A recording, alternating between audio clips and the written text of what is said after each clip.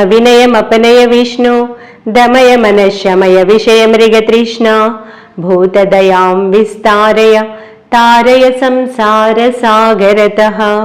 భాగవత ఆణిముత్యాలు అన్న ధారావాహికలో భాగంగా శ్రీమద్ భాగవత ప్రారంభంలో పరీక్షిత్ మహారాజు శుక భగవాను అడిగిన ప్రశ్న, దానికి శుకుడిచ్చిన సమాధానాన్ని గురించి చూద్దాం. మన ఉపనిషత్తులు కానీ పురాణాలు కానీ ఇతిహాసాలు కానీ ఈ పరిప్రశ్న రూపంలో ఉంటాయి. ప్రశ్నిస్తేనే మహాత్ములు సమాధానం ద్వారా ఉన్నత విషయాలను తెలియజేస్తారు, జిజ్ఞాసులకి వారు బోధిస్తారు. అలాగే ఈ శ్రీమద్ భాగవతానికి నేపథ్యం కూడా పరీక్షిత్ మహారాజు శుక మహర్షిని అడిగిన ప్రశ్న, దానికి శుక మహర్షి ఇచ్చిన సమాధానం. ఉపోద్ఘాతంలోని కథ మనందరికీ తెలుసు. పరీక్షిత్ మహారాజు వేటకై వెళ్ళినప్పుడు దప్పిక వేసి శమికముని ఆశ్రమానికి వెళ్ళాడు. ఆయన ధ్యానంలో ఉన్నారు. తనకు ఆతిథ్యం ఇవ్వలేదన్న క్రోధావేశంలో పరీక్షిత్తు అక్కడ చనిపోయి ఉన్న పాము కళేబరాన్ని మహర్షి మెడలో వేసి అక్కడి నుండి వెళ్ళిపోయాడు. ముని కుమారుడు శృంగి కోపంతో పరీక్షిత్తుని శపించాడు. నేటికి 7వ దినంలో తక్షకుని కాటితో రాజు మరణిస్తాడు అని. పరీక్షిత్తు ఆ శాపాన్ని తనకి తగిన శిక్షగానే స్వీకరించాడు. గంగా నదీ తీరంలో అనశన వ్రతాన్ని చేపట్టాడు. ఆ సమయంలో ఎందరో ఋషులు అక్కడికి వచ్చారు. అదే సమయంలో శుకదేవుడు కూడా అక్కడికి వచ్చాడు. పరీక్షిత్తు ఆయన్ను సాదరంగా ఆహ్వానించి అతిథి సత్కారాలు చేశాడు. ఆ తర్వాత ఇలా ప్రశ్నించాడు, అత పృచ్ఛామి సంసిద్ధిం యోగినాం పరమం గురుం పురుషస్యేహయత్ కార్యం మ్రియమాణస్య సర్వథా. జీవితంలో పరమసిద్ధిని పొందాలంటే ఏం చేయాలి, ముఖ్యంగా మృత్యుముఖంలో ఉన్న వారి కర్తవ్యం ఏమిటో తెలుపండి అని. యత్ శ్రోతవ్యం అథో జప్యం యత్ కర్తవ్యం నృభి ప్రభో స్మర్తవ్యం భజనీయం వా బ్రూహి యద్వా విపర్యయం. ముముక్షువులు లేదా మరణం ఆసన్నమైన వారు ఏ కథలను వినాలి, ఏ నామాన్ని జపించాలి, ఎవరిని స్మరించాలి, ఏ పనులు చెయ్యాలి, ఏమి చెయ్యకూడదు మొదలైన విషయాలన్నీ తెలుపండి అని. అలా ప్రశ్నించాక శుకుడు అన్నాడు, వరీయాన్ ఏషతే ప్రశ్న కృతో లోకహితం నృప ఆత్మవిత్ సమ్మత పుంసాం శ్రోతవ్యాదిశయ పరహ. రాజేంద్ర, నువ్వు అడిగిన ప్రశ్న చాలా ఉత్తమమైనది. ఆత్మజ్ఞానులైన మహాత్ములు దీన్ని మెచ్చుకుంటారు అని. శ్రోతవ్యాదీని రాజేంద్ర నృణాం సంతి సహస్రశః అపశ్యతాం ఆత్మతత్వం గృహేషు గృహమేధీనాం. ఆత్మతత్వం గురించి ఏమాత్రం తెలియని మనుజులు సాంసారిక విషయాల్లోనే తల మునకలై ఉంటారు. అటువంటి గృహస్థులు వినదగ్గ తెలుసుకోదగ్గ విషయాలు చాలా ఉన్నాయి.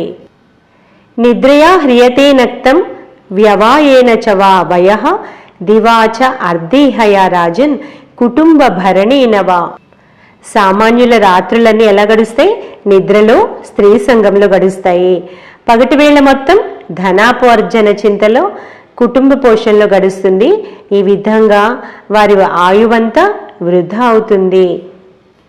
వారు ఎలా ఉంటారు అంటే దేహ అపత్య కళత్రాదిషు ఆత్మసైన్యేషు అసత్స్వపి తేషాం ప్రమత్తో నిధనం పశ్యన్నపి న పశ్యతి. ఇది నా శరీరం, వీరు నా సంతానం, ఈమె నా భార్య, వీరు నా పరివారం.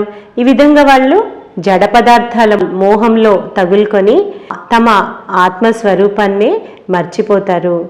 మృత్యుదేవత ఈలోపు ఆయువుని కబలించి వేస్తుంది. ఆ సంగతిని వారు గుర్తించరు. తమ ఎదురుకుండానే ఇతరులు మృత్యుపాలు కావడం చూసినా జాగరూకులు కారు. ధర్మరాజు యక్షుడికి ఇచ్చిన సమాధానం మనకందరికీ తెలుసు. అహన్యహని భూతాని గచ్చంతి యమమందిరం శేషా స్థిరత్వమిచ్చంతి కిమాశ్చర్యం అతఃపరం. ఈ జగత్తులో అతి ఆశ్చర్యమైన విషయం ఏమిటి అని యక్షుడు ప్రశ్నించినప్పుడు యుధిష్ఠిరుడు సమాధానం ఇచ్చాడు, అహోరాత్రాలు జనులు మరణిస్తూనే ఉన్నారు, కానీ బతుకున్న వారు మాత్రం ఏమనుకుంటారు, మాకు చావు లేదు, మేము స్థిరంగా ఉంటాము అనుకుంటారు. ఇంతకంటే ఆశ్చర్యమైన విషయం ఏమైనా ఉంటుందా అని. ఇక్కడ అదే విషయాన్ని శుకుడు అంటున్నాడు, పశ్యన్నపి న పశ్యతి. తమ ఎదురుకుండానే ఇతరులు మృత్యుపాలు కావడం చూసినా చూడనట్లే ఉంటారు. తర్వాత అంటున్నాడు, తస్మాత్ భారత సర్వాత్మ భగవాన్ ఈశ్వరో హరి శ్రోతవ్య కీర్తితవ్యశ్చ స్మర్తవ్యశ్చ ఇచ్ఛత అభయం. ఓ మహారాజా, ఆ అభయ పదాన్ని అంటే పరంధామాన్ని కోరుకునేవాడు సకల ప్రాణులకు ఆత్మస్వరూపుడైన మహావిష్ణువు నామాలు, గుణాలు, లీలలను గురించి వినాలి, స్మరించాలి, కీర్తించాలి. అప్పుడు అతని వృత్తులన్నీ భగవత్ పరమవుతాయి, సహజంగా పరమాత్మ ప్రాప్తి కలుగుతుంది. పరీక్షిత్తు అడిగిన మొదటి ప్రశ్న సిద్ధిని పొందాలంటే ఏం చేయాలి అని, దానికి సమాధానంగా శుక భగవానుడి మాటలు చెప్పాడు.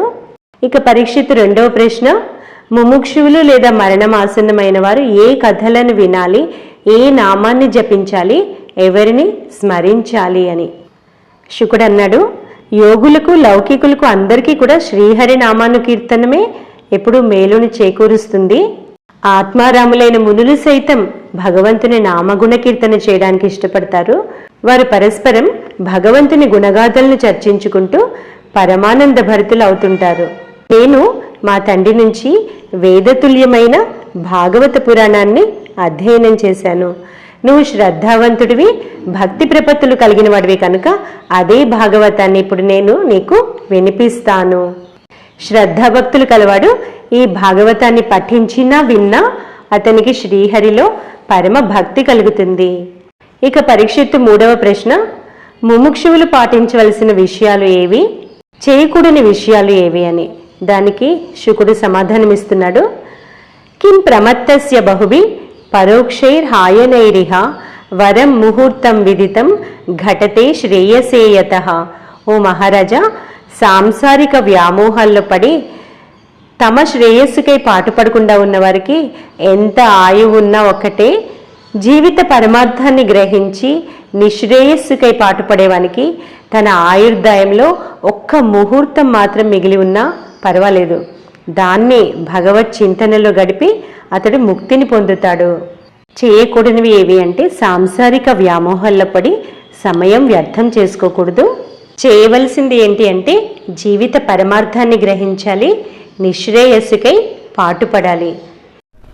మృత్యుముఖంలో ఉన్న వారి కర్తవ్యం ఏమిటి అని అడిగాడు కదా పరీక్షిత్తు. ఖట్వాంగుడి ఉదాహరణ ఇచ్చి అంటున్నాడు, పూర్వం ఖట్వాంగుడు అనే గొప్ప రాజర్షి తన జీవితకాలంలో ఇక 2 గడియలు మాత్రమే మిగిలి ఉన్నాయని తెలుసుకొని ఆ స్వల్పకాలంలోనే సంసారంపై గల మమతాశక్తులను పరిత్యజించి ఒక్క ముహూర్త కాలంలోనే భగవత్ ప్రాప్తికి అర్హతను సంపాదించాడు, అభయ పదాన్ని పొందాడు. నీకు జీవితకాలంలో ఇంకా 7 రోజులు మిగిలి ఉన్నాయి. సప్తాహం జీవితావధి. ఈ 7 రోజుల్లోపు నువ్వు ఎంతో శ్రేయస్సాధన చెయ్యొచ్చు. ఈ ఖట్వాంగుడనే రాజు గొప్ప చక్రవర్తి. ఒకసారి దేవదానవ సంగ్రామంలో దేవతలు భూమి నుండి ఈ ఖట్వాంగుడు సాయం కోరుతారు. ఖట్వాంగుడు భూలోకం నుండి స్వర్గలోకానికి వెళ్ళాడు. తన వీర పరాక్రమాలతో దుర్జయులైన దానవుల్ని ఓడించాడు. దేవతలు సంతోషించి ఖట్వాంగుని ఏదైనా వరం కోరుకోమన్నారట. ఖట్వాంగుడు అన్నాడు, నా ఆయుష్ ఎంతకాలం మిగిలి ఉందో చెప్పండి చాలు, నాకు వేరే వరమేమీ వద్దు అని. అప్పుడు ఇంద్రుడు అన్నాడు, నీ ఆయుర్దాయంలో ఒక్క ముహూర్తం అంటే 48 నిమిషాలు మాత్రమే ఇంకా మిగిలి ఉన్నాయి అని. ఖట్వాంగుడు ఏం చేశాడు, మారు మాట్లాడకుండా విమానంలో భూలోకాన్ని చేరుకున్నాడట. ఎందుకంటే స్వర్గలోకంలో భగవంతుడిని స్మరించడం సాధ్యం కాదు. ఆయన భూలోకాన్ని చేరుకొని తన మనస్సుని సంపూర్ణంగా భగవంతునిపై లగ్నం చేశాడు. ఇక్కడ శుకుడు అంటున్నాడు, ఖట్వాంగుడు ఒక ముహూర్త కాలంలోనే ముక్తిని పొందాడు, నీకు 7 రోజులున్నాయి అంటే నువ్వెంతో అదృష్టవంతుడివి, ఈ 7 రోజుల్లో నువ్వెంతో సాధించచ్చు అని. అంతకాలేతు పురుష ఆగతే గత సాధ్వసః ఛింద్యాత్ అసంగశస్త్రేణ స్పృహాం దేహేను ఏచతం. అవసాన దశ వచ్చింది అని మానవుడు ఏమాత్రం భయపడాల్సిన పని లేదు. వివేకం అనే ఖడ్గాన్ని పూని దేహంపై దానికి సంబంధించిన మిగతా విషయాలపై ఆసక్తిని వదిలిపెట్టాలి. శుభ్రమైన ఆసనంలో ఏకాంతంలో కూర్చొని ధ్యానమగ్నుడవ్వాలి. మనస్సుని శ్వాసని నిగ్రహించి ఓంకారాన్ని జపించాలి. మనస్సుని ఇంద్రియాల నుండి శబ్దాది విషయాల నుండి ఉపసంహరించుకోవాలి. ప్రశాంత చిత్తంతో పరమాత్మని ధ్యానించాలి. ఇలా అభ్యాసం చేస్తే భగవద్భక్తి దృఢమవుతుంది, అతనికి పరమాత్మ సాక్షాత్కారం కలుగుతుంది అని చెప్పాడు. తర్వాత ధ్యాన పద్ధతిని విశదంగా వివరించాడు. ఇంతకీ ఈ పరీక్షిత్తు ప్రశ్న, శుకుడి సమాధానం నుండి మనం గ్రహించవలసిన సారం ఏమిటి అంటే, విషయభోగాల మత్తులో ఉంటే ఈ దుర్లభమైన మానవ జన్మ వ్యర్థమైపోతుంది. మృత్యువు ఎప్పుడు ఎవరిని వరిస్తుందో తెలియదు. పరీక్షిత్తుకి 7 రోజుల ముందే తెలిసింది, ఖట్వాంగుడికి ముహూర్తకాలం ముందు తెలిసింది. వారి మనసు మొదటి నుండి నారాయణునిపై ఉండింది కనుక, వారు వివేకవంతులు కనుక ఆ తక్కువ సమయాన్ని వారు సద్వినియోగం చేసుకొని భగవత్ చింతన చేసి పరమాత్మని పొందారు. అంతే నారాయణ స్మృతి అన్నాడు కదా. మృత్యువు ఆసనమైనప్పుడు నారాయణ స్మృతి కలగాలి, అదే జన్మకు సార్థకత అని. అయితే అది జరగాలంటే మనం జీవితంలో ప్రతి క్షణంలోనూ భగవత్ చింతన చేయాలి. ఈ రోజైనా ఏ రోజైనా శరీరాన్ని వదిలి వెళ్ళవలసిందే. చేతిలో ఉన్న సమయాన్ని భగవత్ చింతనలో పెట్టాలి. సంస్కృతంలో అందుకే ఒక చక్కటి సుభాషితం అంటుంది, అజరామరవత్ ప్రాజ్ఞ విద్యాం అర్థం చ సాధయేత్ గృహీతైవ కేశేషు మృత్యునా ధర్మమార్జయేత్. విద్యను లేదా ధనాన్ని సంపాదించే సమయంలో నేను చిరకాలం బతికి ఉంటాను, కొంచెం కొంచెంగా దాన్ని సంపాదించగలను అన్న నమ్మకంతో చేయాలి. అదే ధర్మోపార్జన లేదా సాధన చేసే సమయంలో గృహీతైవ కేశేషు మృత్యునా ధర్మమార్జయేత్. మృత్యువు కొప్పు పట్టుకొని లాక్కు వెళ్ళడానికి సిద్ధంగా ఉంది, నా గడువు ముగుస్తుంది, ఈరోజే చివరి రోజు కావచ్చు అన్న తొందర కలిగినప్పుడే సాధన సాధ్యమవుతుంది. నిరంతర నామజ్ఞపం చేస్తుండడం వల్ల భగవంతుని కృప వల్ల ఈ వ్యాకులత కలుగుతుంది.